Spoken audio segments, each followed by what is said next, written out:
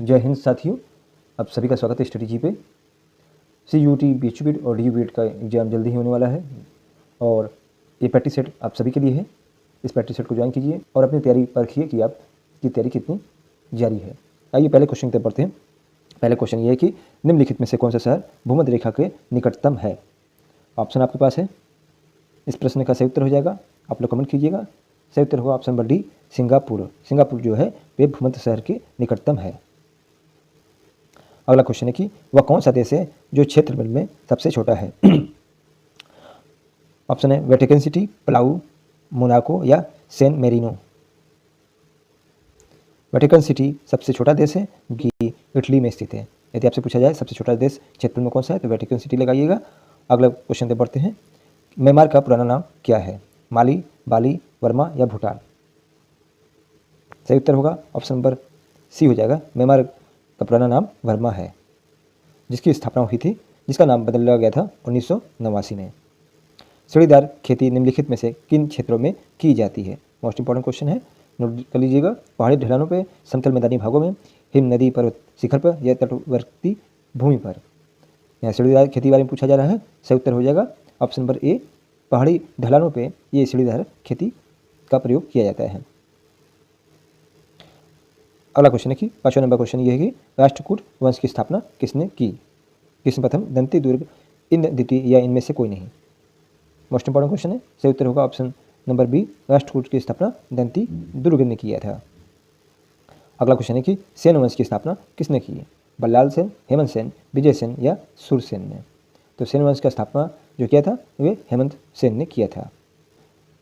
किस प्रथम जो कि राष्ट्रकूट वंश का राजा था निम्नलिखित में से क्या बनवाया था। अजंता गुफाएं, एलोरा गुफाएं, भीमबेटका की गुफाएं या एलोरा के शिव मंदिर को। बहुत अच्छा क्वेश्चन है। सही उत्तर होगा ऑप्शन नंबर डी, एलोरा के शिव मंदिर की स्थापना किसने प्रथम ने करवाया था, जो कि राष्ट्रकूट वंश का था। अगला क्वेश्चन है कि वल्लभी काल किसे कहा जाता है। वल्लभी काल किसे कहा जाता है। कुशाल काल को, मौर्य काल को, महाजनपद काल को या गुप्त काल को। दोस्तों इसका सही उत्तर हो जाएगा ऑप्शन नंबर डी, गुप्त काल को वल्लभी काल भी कहा जाता है। अगले क्वेश्चन की तरफ बढ़ते हैं। भारत की रुई अन्य रुइयों से अधिक सफ़ेद है, यह विचार किसका था।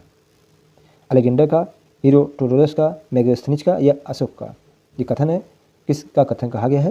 ये कथन जो कहा है ऑप्शन नंबर सी, मेगास्थनीज ने कहा है कि भारत की रुई अन्य रुइयों से अधिक सफ़ेद है।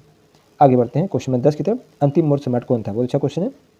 अशोक, बृहद्रथ, संप्रति या इनमें से कोई नहीं। अंतिम मौर्य सम्राट पूछा गया है। सही उत्तर होगा ऑप्शन नंबर सी, संप्रति है।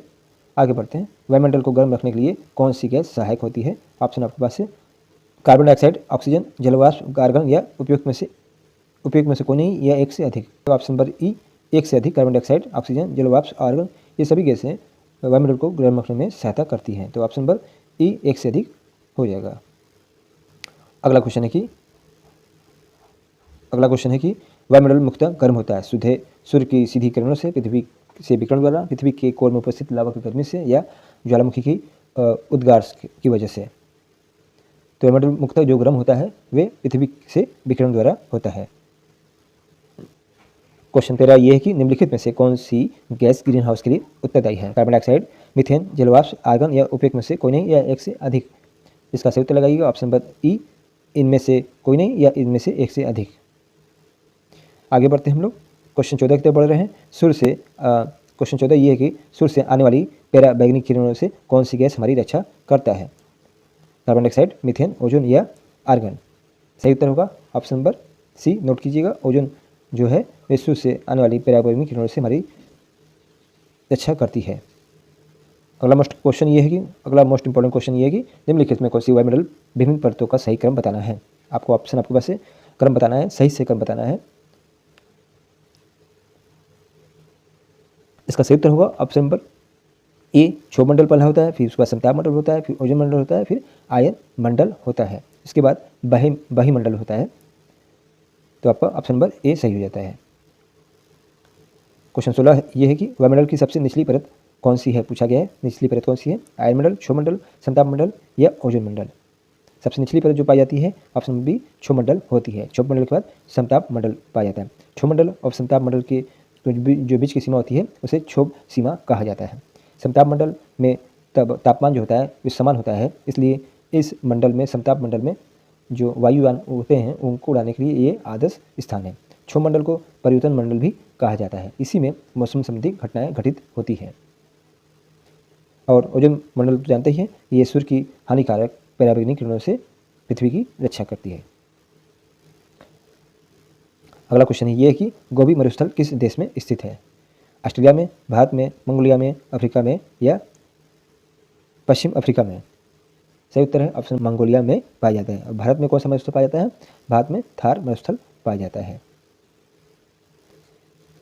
निम्नलिखित में से कौन सा मरुस्थल नहीं है? थारू, कालाहारी, सहारा या गोबी? तो कालाहारी भी मरुस्थल है, सहारा भी मरुस्थल है, गोबी मरुस्थल है, थारू मरुस्थल नहीं है। थारू की जगह थार मरुस्थल है।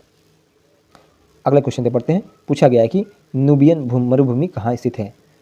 इथोपिया में, मिस्र में, सोमालिया में या सूडान में? सही उत्तर है ऑप्शन नंबर डी, सूडान में नुबियन मरुभूमि स्थित है।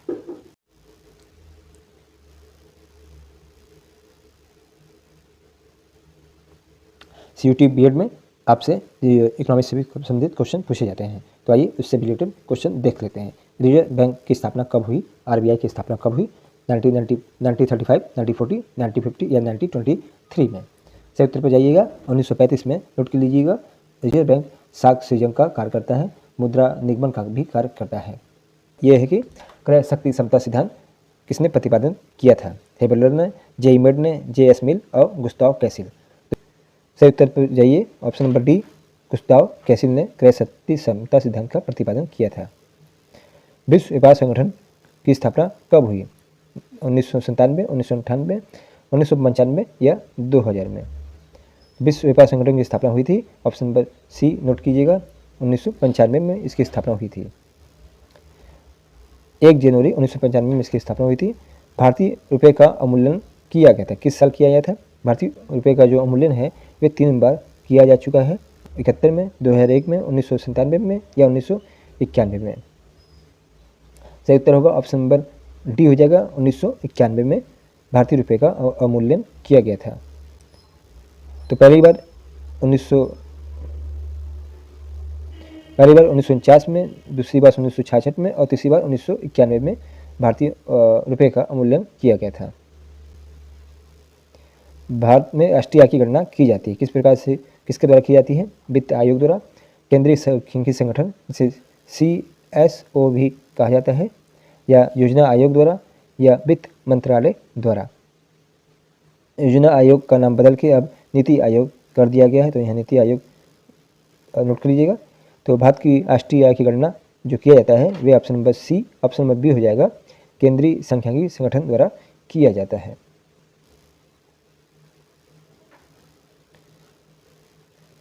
क्वेश्चन 25 ये है कि नाबार्ड की स्थापना किस वर्ष हुई थी? नाबार्ड एक बैंक का नाम है, तो इसकी स्थापना कब हुई थी? 1952 में, 1982 में, 1992 में या 1962 में? सही उत्तर होगा ऑप्शन नंबर बी, 1982 में नाबार्ड की स्थापना की गई थी। अगला क्वेश्चन है कि निम्नलिखित में से कौन सी योजना भारत में महिलाओं के उत्थान के लिए नहीं है? बेटी बचाओ बेटी पढ़ाओ, सुकन्या समृद्धि योजना, जेंडर बजटिंग या उजाला योजना? बेटी बचाओ बेटी पढ़ाओ योजना ये महिलाओं के उत्थान के लिए था, सुकन्या समृद्धि योजना भी महिलाओं के उत्थान के लिए था, और जेंडर बजटिंग भी महिलाओं के उत्थान के लिए था, जबकि उजाला योजना महिलाओं के उत्थान के लिए नहीं है। तो सही उत्तर हो जाएगा option number D. Question 27, SDR किसके द्वारा सृजित किया जाता है? IMF द्वारा, IBRD द्वारा, ADB द्वारा या UNCTAD के द्वारा? तो SDR जो होता है इसे गोल्ड पेपर भी कहा जाता है, गोल्ड पेपर भी कहा जाता है, और ये पूछा गया है किसके द्वारा जारी किया जाता है? तो ये जारी किया जाता है ऑप्शन नंबर ए, IMF द्वारा जारी किया जाता है। IMF मतलब इंटरनेशनल मॉनेटरी फंड, अंतर्राष्ट्रीय मुद्रा कोष द्वारा जारी किया जाता है। अगला क्वेश्चन है कि मानव विकास सूचकांक का जनक किसे कहा जाता है? मनमोहन सिंह को, डॉक्टर मनमोहन सिंह, महबूब उल हक को, एडम स्मिथ को या राजीव गांधी को? तो मानव विकास सूचकांक के जो जनक हैं वे हैं ऑप्शन बी, महबूब उल हक हैं। एडम स्मिथ जो है वे अर्थशास्त्र के जनक हैं, फादर ऑफ इकोनॉमिक्स हैं, और मनमोहन सिंह प्रधानमंत्री से पहले भारत के वित्त मंत्री भी रह चुके हैं। इन्हीं के कार्यकाल में 1991 में नई आर्थिक सुधारों का प्रतिपादन किया गया था। गरीबी का दुष्चक्र का प्रतिपादन किया था? किसने किया था? गरीबी का दुष्चक्र का। ए मार्शल द्वारा, जे एस किन्स द्वारा, एग्ना नक्स द्वारा या एम फ्रीडमैन द्वारा। तो गरीबी का जो दुष्चक्र का प्रतिपादन किया था वे ऑप्शन नंबर सी रेगने नक्स द्वारा किया गया था।